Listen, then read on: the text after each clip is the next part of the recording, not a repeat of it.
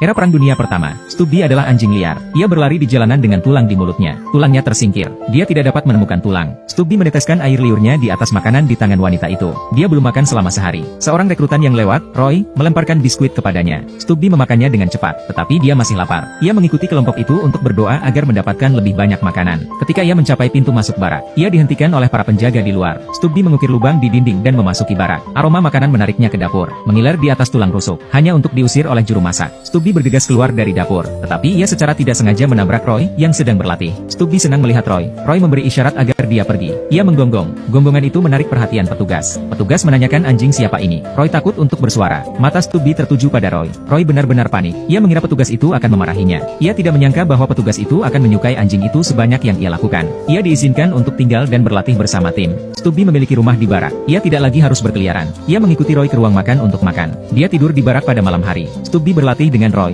Pada awalnya, Stubby tidak bisa mengimbangi kecepatan. Tetapi tidak lama kemudian, dia sedang mempelajari tali. Dia sama baiknya dengan tentara biasa. Suatu hari, sang kolonel datang untuk memeriksa barak. Ketika ia melihat seekor anjing dalam kelompok, ia sangat marah dan bertanya anjing siapa itu. Stubby bersembunyi di belakang Roy dalam ketakutan. Roy mengatakan itu adalah anjingnya sendiri. Kemudian ia memberi hormat militer kepada sang kolonel. Stubby mengikutinya. Ia juga memberi hormat militer kepada sang kolonel. Pada akhirnya kolonel tidak mengusir anjing itu keluar. Dia juga mengumumkan di depan umum bahwa anjing itu juga seorang prajurit. Jika ia seorang prajurit, ia harus bertempur. Segera setelah perang dimulai, Stubby menemani Roy ke medan perang. Stubby, yang selalu aktif, menjadi pendiam. Meskipun ia tidak bisa pergi ke medan perang untuk membunuh musuh, tetapi ia memiliki misinya sendiri. Pada malam hari, ketika para prajurit sedang beristirahat, untuk membersihkan tikus yang datang untuk memakan makanan. Ini adalah anjing yang hebat. Dia melakukan pekerjaan yang hebat di medan perang pertamanya. Pasukan musuh membombardir posisi itu. Seorang prajurit dikubur di dalam tanah. Stubby bergegas mendekat dan menggali sekeras yang dia bisa. Dia menggonggong di bagian atas paru-parunya. Petugas medis tiba di tempat suara. Prajurit yang terluka diselamatkan. Ini hanyalah awal dari karir Stubby yang luar biasa di medan perang. Tak lama setelah itu, Roy dan Jack diberi tugas untuk mengintai musuh.